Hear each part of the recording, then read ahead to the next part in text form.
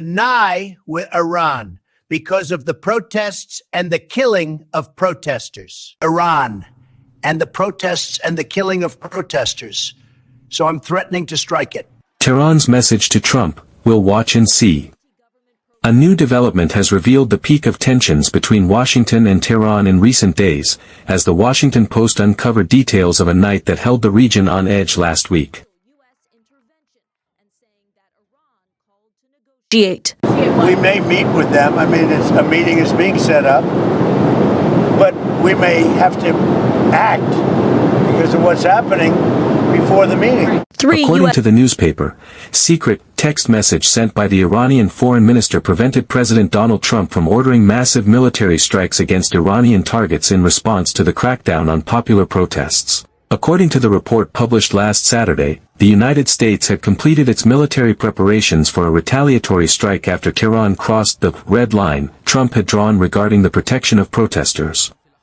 These preparations included repositioning strike ships toward the Central Command, CENTCOM, and raising the alert level at Udeid Air Base in Qatar, coinciding with President Trump being briefed by the CIA director on field reports and videos documenting abuses against Iranian protesters. The report revealed that Iranian Foreign Minister Abbas Araqi resorted to a back channel of communication by sending a text message to U.S. Special Envoy Steve Witkoff.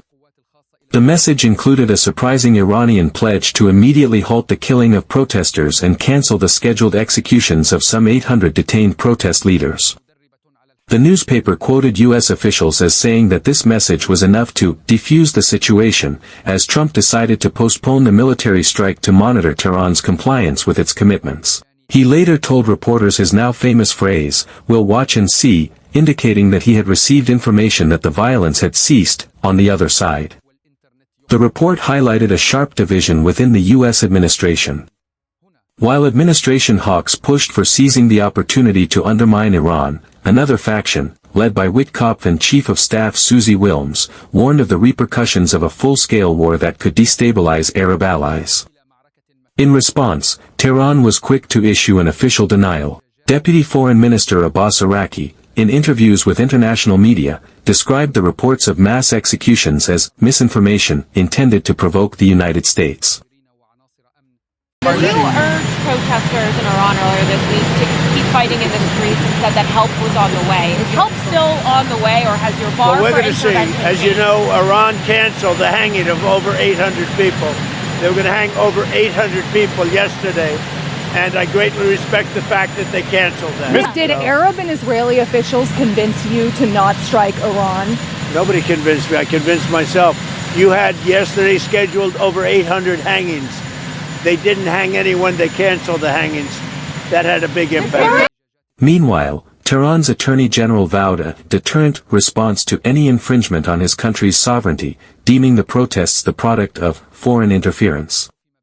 These developments come at a time when Iran is experiencing an unprecedented economic collapse, which, according to analysts, has fueled the largest protests in decades. Despite the cautious calm that followed the secret message, sources confirm that the U.S. military option, including targeting nuclear and missile facilities, remains on the table, awaiting developments in the coming days.